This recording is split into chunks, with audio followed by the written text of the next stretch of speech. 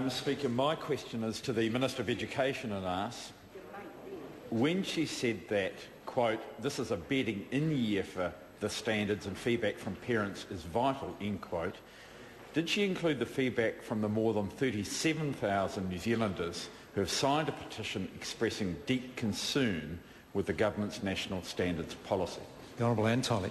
Mr Speaker, yes, I'm always happy to receive feedback from parents about national standards. I would note, however, that the union who organised that petition has a long history of opposition to the standards and of spreading misinformation around them. But I'd say to the member, I'll take that 37,000 unionists and I'll raise it by 1,050,000 New Zealanders who voted for a national government to introduce national standards in reading, writing and maths.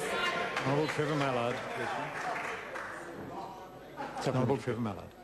When she said that from the beginning of 2011, some additional funding will be available to support students at primary and intermediate schools who are not meeting national standards, end quote, did she mean that additional funding will go to all students that were not meeting national standards via their schools, or only to the schools which are not meeting the national standards overall?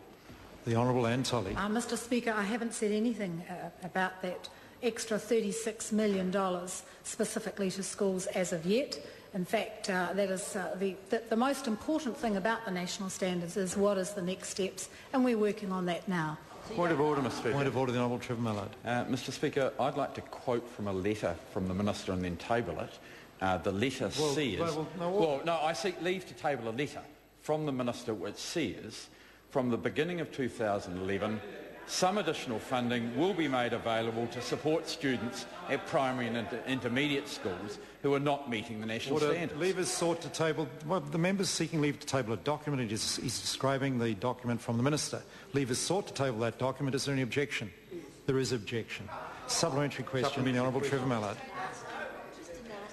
Can she therefore confirm that extra funding will be available next year for all students that are below or well below national standards? The Honourable Anne Tolley. Well, I can confirm, Mr Speaker, that in the budget there is $36 million available from the beginning of next year over the next 4 years to address the national standards. Point of order, the Honourable Trevor Mallard. Mr Speaker, I deliberately made it a very specific question, very detailed. Can the Minister confirm that it will be available to all students? Order. I accept the member's point. His question was commendably to the point, but I think it's fair to I think it's fair that the Minister answered it in a way that makes it fully clear those decisions haven't been made yet, is the impression that clear impression I get from the Minister's answer. Alan Peachy. Thank you, supplementary. Mr Speaker. Supplementary to the Minister. What feedback has the Minister received from practitioners on how parents view national standards? The Honourable Anne Tolley.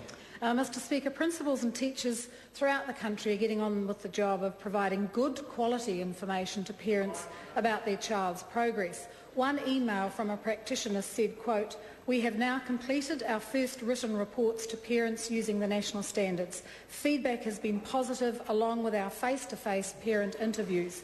I also believe that for the first time in my years as principal, we are now seeing much more focused reports to parents being made about progress because the standards require a sound judgment in reading, writing and maths." The Honourable Trevor Mallard. Why is the Minister prepared to tell a parent that money will be available to students, but not this House? The Honourable Anne Tolley. Well, Mr Speaker, that's ridiculous. In the budget it quite clearly shows that there is $36 million available to address the national standards. I have been at public meetings around the country saying that there is $36 million available from the beginning of next year to address the national standards. It is no secret the details of how that money will be spent have not yet been published. The Honourable Trevor Mallard.